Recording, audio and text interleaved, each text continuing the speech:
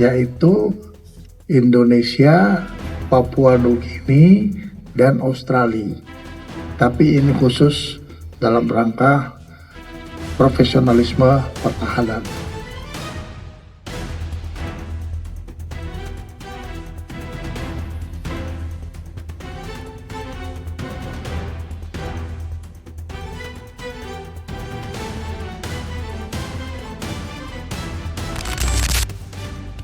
Dunia pertahanan tidak pernah benar-benar tidur. Namun pada 12 Maret 2026, dunia seolah terjaga dengan sentakan hebat. Di Jakarta, pertemuan antara Menteri Pertahanan Indonesia Syafri Syamsuddin dan Menhan Australia Richard Marles bukan sekedar seremoni jabat tangan biasa. Ini adalah pengumuman sebuah arsitektur keamanan baru. Lupakan peta lama. Lupakan persaingan dingin Jakarta-Canberra di masa lalu. Hari ini, garis pertahanan ditarik ulang. Indonesia tidak lagi berjalan sendiri. Kita sedang merajut kekuatan dengan Jepang, raksasa teknologi Asia Timur, dan Papua Nugini, sang penjaga pintu gerbang Pasifik. Banyak analis barat yang terkejut. Selama dekade terakhir, Indonesia dianggap sebagai raksasa tidur yang hanya peduli pada urusan domestik. Namun fakta yang tersaji di depan mata kita sekarang justru bertolak belakang dengan emosi massa. Indonesia bukan sedang bersembunyi, Indonesia sedang memimpin. Dalam naskah ini, kita akan membongkar rahasia di balik skema trilateral ganda yang mendobrak tradisi non-blok kita. Kita akan melihat bagaimana Pulau Morotai yang dulunya sunyi akan bertransformasi menjadi guamnya Indonesia yang menggetarkan kawasan. Dan kita akan membedah logika di balik pengiriman 8.000 pasukan Garuda ke Gaza sebagai pernyataan Great Power Indonesia. Tetaplah bersama kami. Mari kita bedah anatomi kerjasama ini. Syafri Syamsuddin menyebut dua skema, Indonesia, Australia, Jepang, dan Indonesia, Australia, Papua Nugini.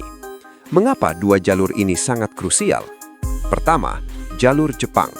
Jepang adalah pemegang kunci teknologi angkatan laut dan sensor bawah air tercanggih di dunia.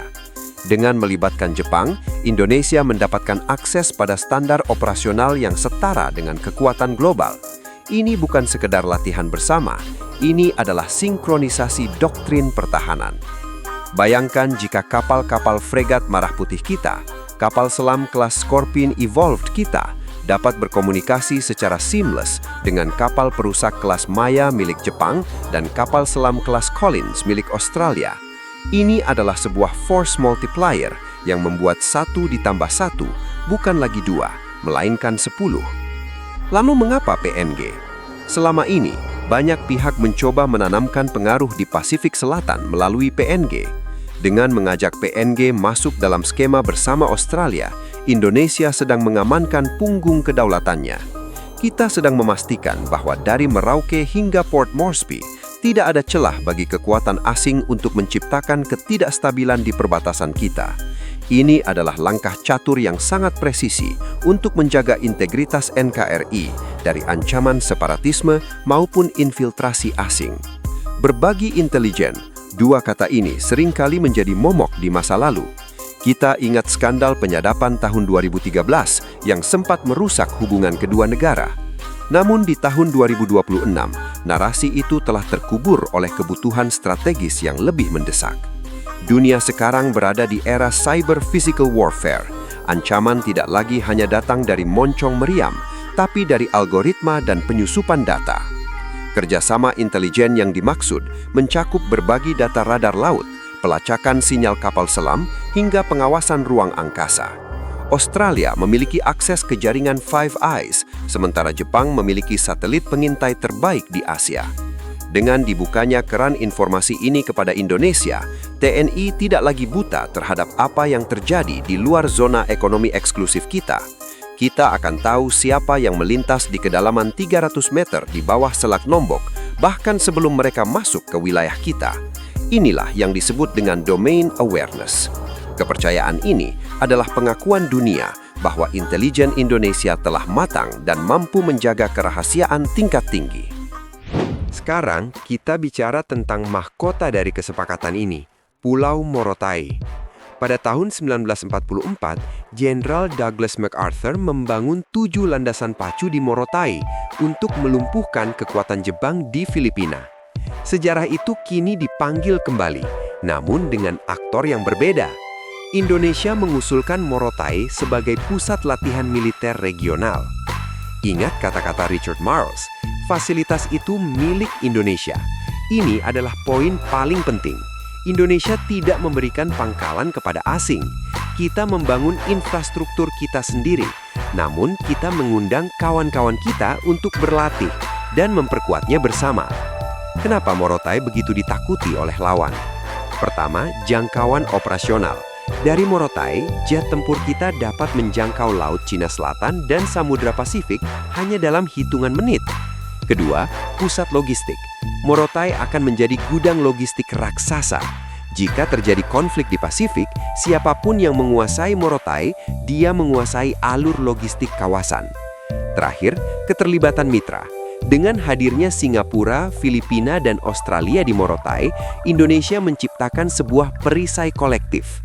Siapapun yang berani mengganggu Morotai, mereka bukan hanya berurusan dengan TNI, tapi dengan koalisi negara-negara kuat di kawasan. Ini adalah pergeseran dari pertahanan defensif menjadi active deterrence. Kita tidak lagi menunggu di depan pintu. Kita menjaga pagar jauh sebelum lawan mendekat. Terakhir, kita harus melihat ke arah barat, jauh ke timur tengah. Pengumuman Syafri Syamsuddin mengenai 8.000 pasukan ke Gaza adalah bukti bahwa kapasitas militer Indonesia sudah melampaui batas-batas regional. Mengapa 8.000 personil? Angka ini telah disesuaikan dari rencana awal 20.000.